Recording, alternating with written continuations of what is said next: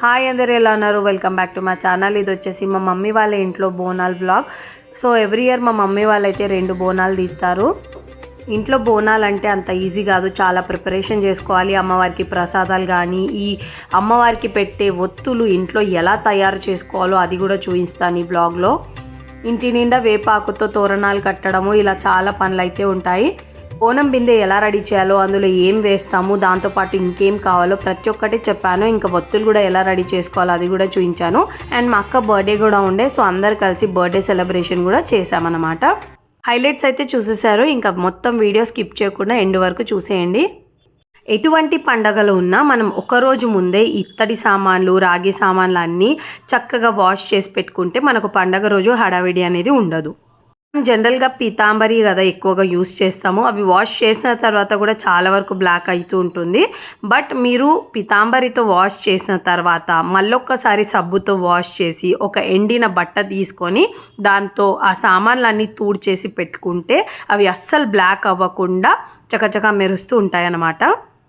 చూడండి, ఒక రోజు ముందు వాష్ చేసి పెట్టుకున్న ఎంత చకచకగా మెరుస్తున్నాయో ఇత్తడి బిందె, ఇత్తడి చెంబు.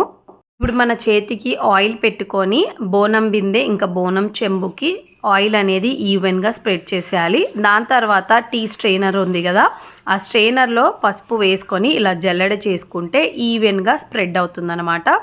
పసుపుతో కోటింగ్ అయ్యాక ఒక సన్నటి కట్టెపుల్ల తీసుకొని ఇలా అమ్మవారి రూపం అయితే రెడీ చేసుకున్నాను. నాకు అంత చక్కగా డ్రాయింగ్ రాదు, బట్ వచ్చినంత వరకు పర్ఫెక్ట్గా చేయడానికి ట్రై చేశాను. మంచి లుక్ కోసం నేను సిల్వర్ చమ్కి ఫినిషింగ్ ఇచ్చాను. ఆ సిల్వర్ చమ్కి ఇచ్చే ముందు ఆ కట్టెపుల్లని నేను నూనెలో ఇలా అద్ది అక్కడ షేప్స్ అన్నీ చేశాను కదా, సో అందుకే ఆ చెమ్కి అనేది అక్కడ స్టిక్ అయిపోయింది. దాని తర్వాత అమ్మవారి లుక్ కోసం మంచిగా ఎర్రటి బొట్టు పెట్టాను. అండ్ నాలుక కూడా ఇలా ఒక రుద్ర రూపం కనిపించాలి కదా, ఆ విధంగా నాలుకని కూడా రెడ్ కలర్తో ఫిల్లింగ్ ఇచ్చాను. చమ్కీలు గోల్డ్, సిల్వర్ ఏ కలర్స్ అయినా మీరు యూజ్ చేయొచ్చు, మన ఇష్టము. లేదంటే మనం కుంకుమ బొట్టుతో కూడా అలంకరించుకోవచ్చు, అది మన ఇష్టం అండి. బోనం బిందె మీద మనం గుత్తులుగా వేపాకులు పెడతాం కాబట్టి దానిపైన ఈ చెంబు అనేది పెడతాము. ఆల్మోస్ట్ హాఫ్ దాంట్లోనే ఇది కవర్ అయిపోతుంది. సో ఎక్కువ దీనికి డెకరేషన్ అవసరం లేదు. సో నార్మల్గా పసుపుతో కోటింగ్ చేసి ఇలా బొట్లు అయితే పెట్టాను. ఈ చెంబు మీద మట్టి దీపాంతాలు పెడతాం కదా, అందులో ఏదైతే ఒత్తులు ఉంటాయో అది ఇంట్లోనే తయారు చేసుకోవచ్చు. అది ఎలాగో చూపిస్తాను. హాయ్ ఫ్రెండ్స్, బోనాలు అయితే రెడీ అయిపోయినాయి, దగ్గర నుండి చూపిస్తాను చూడండి. సో మొత్తం 2 బిందెలు అయితే నేనే రెడీ చేశానండి. చూడడానికి చక్కగా సమ్మక్క సారక్కలాగా ఉన్నారు కదా. ఇంట్లో పండగ అనగానే ఎన్ని పనులు ఉంటాయి, ఎంత హడావిడి ఉంటుంది కదా. సో ఇంట్లో జనాలు ఉంటే మనకు చాలా హెల్ప్ అయితే అవుతుంది. సో అలాగని చెప్పేసి మా డాడీ ఎవ్రీ టైం అయితే చెయ్యరు, ఏదో పండగ ఇయర్లీ వన్స్ ఇలాంటి పనులు చేస్తూ ఉంటారు. మా డాడీ అయితే నాటుకోడి వండుతున్నారు అండ్ మా మేనత్త హెల్ప్ చేస్తుంది అనమాట. సో మా డాడీ వాళ్ళ థర్డ్ సిస్టర్. మామూలుగా అయితే మా డాడీ దేనికి కూడా హెల్ప్ చేయరు, స్పెషల్లీ వంట రిలేటెడ్, కిచెన్ రిలేటెడ్ దేనికైనా. ఏదో ఇప్పుడు కొంచెం అప్డేట్ అయ్యారు కాబట్టి అప్పుడప్పుడు ఇలాంటివి సంవత్సరానికి ఒకసారి అయితే చేస్తున్నారు. ఇంకా మా వారు పక్కన కూర్చొని ముచ్చట్లు పెడుతున్నారు, ఎలాగో డ్రింక్ చేయరు. ఇంకా మా డాడీకి ఎనర్జీ బూస్టర్ అయితే మీకు అర్థమైపోయింది, అక్కడ ఉన్న గ్రీన్ బాటిల్ అనమాట. అమ్మమ్మ పురుసత్లో కూర్చుంది ఈడ, మా నాన్నమ్మ జామకాయ తింటుంది, ఇంకో మా చెల్లె, మా ఆయన ఒకట్లా కూర్చుందిడా ఏం పని లేకుండా. ఓ మా డాడీ మా అత్తమ్మ వండుతురు, ఇక్కడ కూర్చుంది. సో ఇట్లుందన్నమాట. సో ఇక్కడ ఈశ్వరి ఉంది, మా అక్క వాళ్ళ ఫ్రెండ్.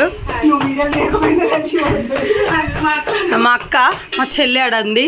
మా మమ్మీ రొట్టెలు చేస్తుంది, ఉడుకుడుకు రొట్టెలు. మేము జొన్న రొట్టె వేస్తుంది. మా అక్క ఎప్పుడు వచ్చినప్పుడు మా అక్క డ్యూటీ నాన్ వెజ్, అంటే స్పెషల్లీ చికెన్ మా అక్క చేస్తుంది అనమాట. ఎక్స్ట్రా పర్సన్స్ ఎవరైనా ఉంటే ఈ విధంగా ఏదో తోరణాలు కట్టడము ఇలాంటివి చేస్తుంటారు కదా. పొద్దున్ననే మా మమ్మీ పూజ కూడా చేసేసింది, దీపాలు మళ్ళీ పెట్టేది ఉంది. పిల్లలు ఆడుకుంటారు. ఈమె ఏడబోతే ఆడ కావాలని వీడియోలో వస్తుంది ఏంది, కడుపు వేసుకొని. ఇంకో పిల్లలంతా ఇటు ఉన్నారు. ఇడైతే ఎవరు లేదు, ఇది మా బెడ్రూమ్, మా మమ్మీ వాళ్ళ బెడ్రూమ్.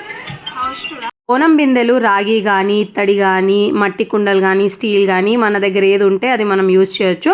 ప్రసాదం ఒగురవ్వద్దు అని చెప్పేసి అందులో మేము తమలపాకులు వేసి దాని తర్వాత అమ్మవారి కోసం పెట్టిన తెల్లన్నం చల్లారాక అందులో పెరుగు కలిపి ఒక 5 ముద్దలు ఒక్కొక్క బోనం కుండలో వేస్తున్నాము.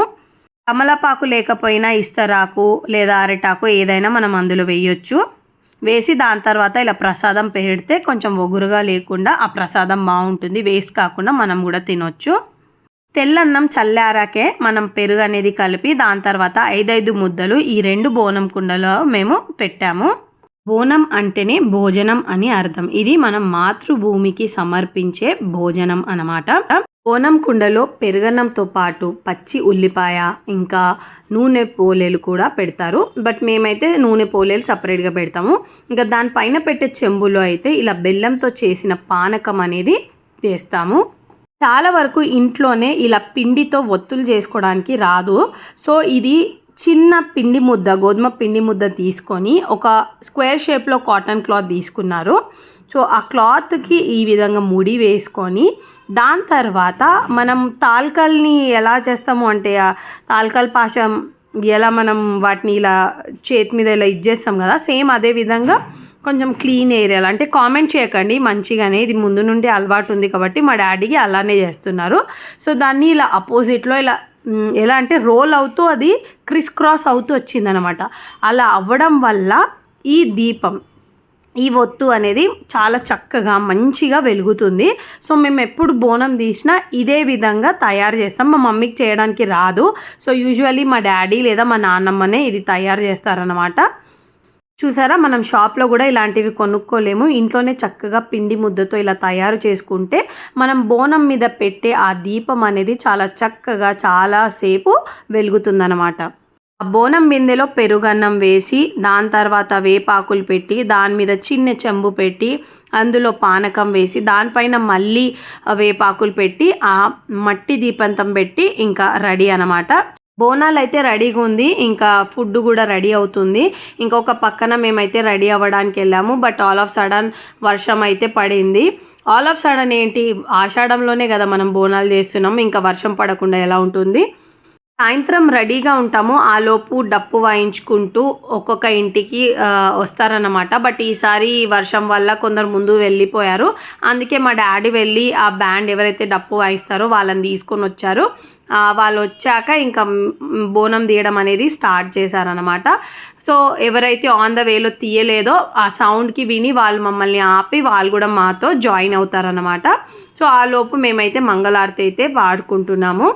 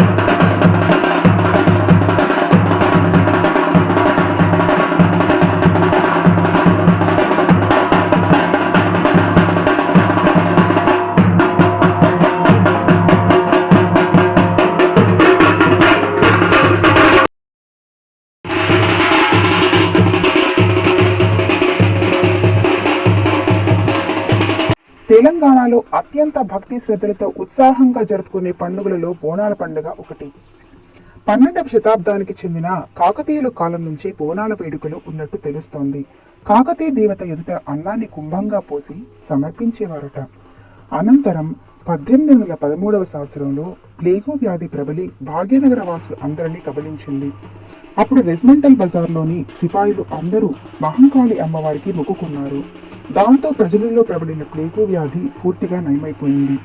అప్పటి నుండి తెలంగాణ ప్రజలు ఈ బోనాల పండుగను జరుపుకుంటున్నారు. ప్రతి సంవత్సరం ఆషాఢంలో వచ్చు గురువారం ఆదివారాలలో ఈ బోనాల పండుగ జరుపుకుంటారు. పండుగ మొదటి మరియు చివరి రోజులలో ఎల్లమ్మ దేవికి ప్రత్యేక పూజలు చేస్తారు. బోనం అంటే భోజనం అని అర్థం.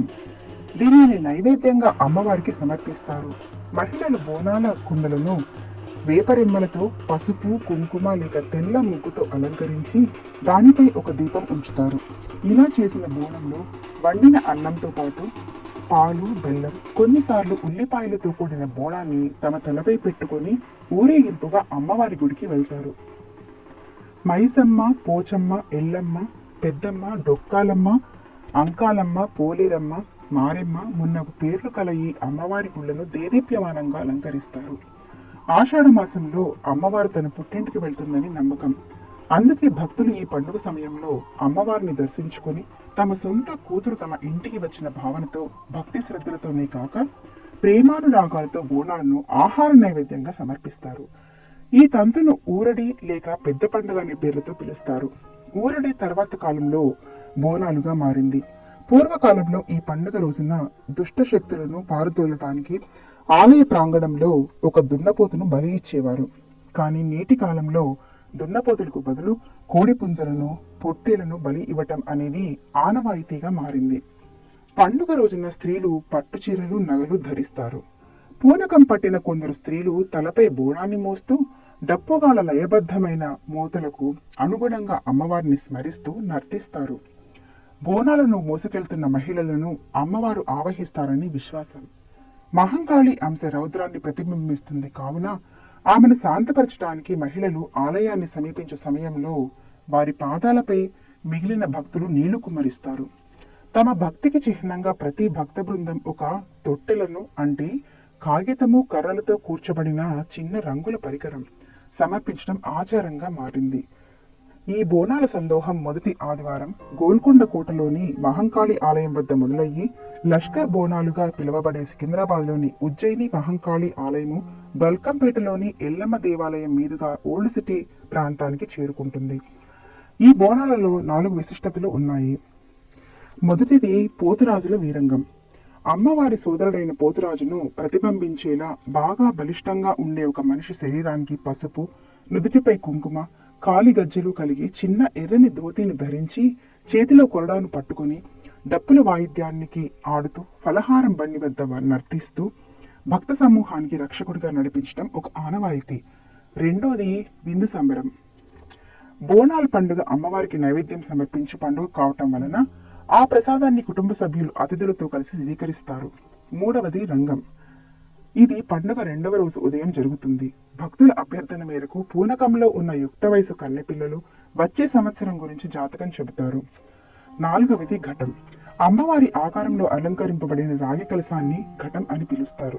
సాంప్రదాయక వస్త్రాలను ధరించిన పూజారి ఈ ఘటాన్ని మోస్తాడు.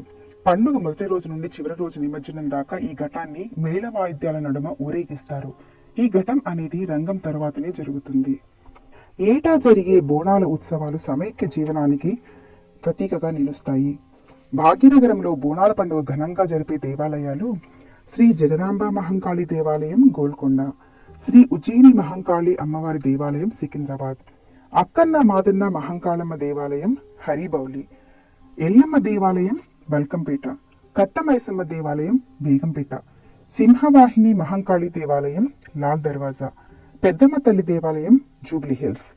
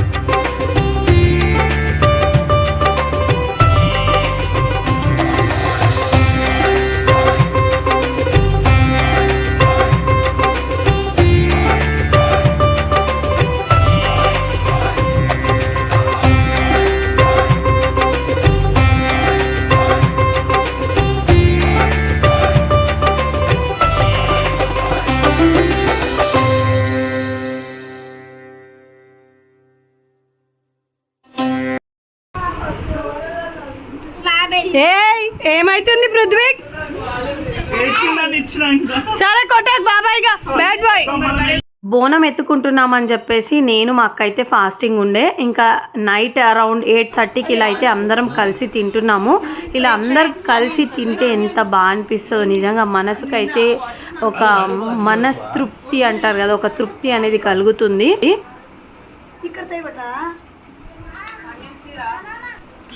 చూడండి మా తమ్ముడు కేక్ తీసుకొని వచ్చిండు. మా అక్క బర్త్డే ఒక 5 years కింద కూడా బోనాల రోజు వచ్చింది. సో మంత్ ఎండ్ కదా, యూజువల్లీ సండే వచ్చినప్పుడల్లా బోనాలు అనేది కలిసి వస్తుంది అనమాట. So just a coincidence.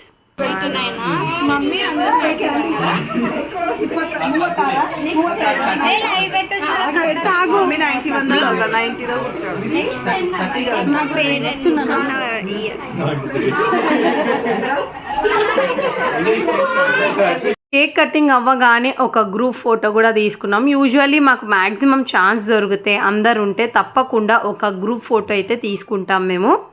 అందరు సెటిల్ అవుతున్నాము కానీ ఎందుకో ఎవరో మిస్సింగ్ అనిపించింది. తర్వాత చూస్తే మా అక్క వాళ్ళ పెద్ద పాప అక్కడ లేదనమాట. సో ఆ తననే నేను వెతుకుతూ ఉన్నాను, ఎవరో ఒకరు లేరు అని.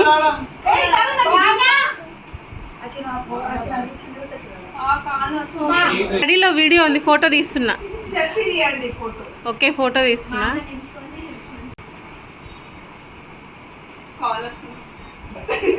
మండే హాలిడే ఇచ్చారు కానీ ట్యూస్డే నుంచి అయితే ఎగ్జామ్ ఉంది. ఇంకా మా అక్క వాళ్ళు అయితే బయలుదేరారు. నార్మల్గా MMTS నుంచి అయితే వెళ్తున్నారు అనమాట.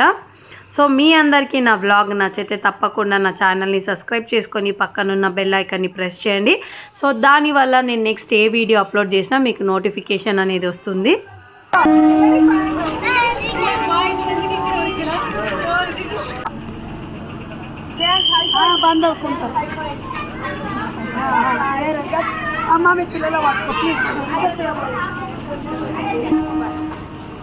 అయ్యో అలా ఒక నిమిషం మా పాప అయితే కనిపించలేదు, భయపడ్డా.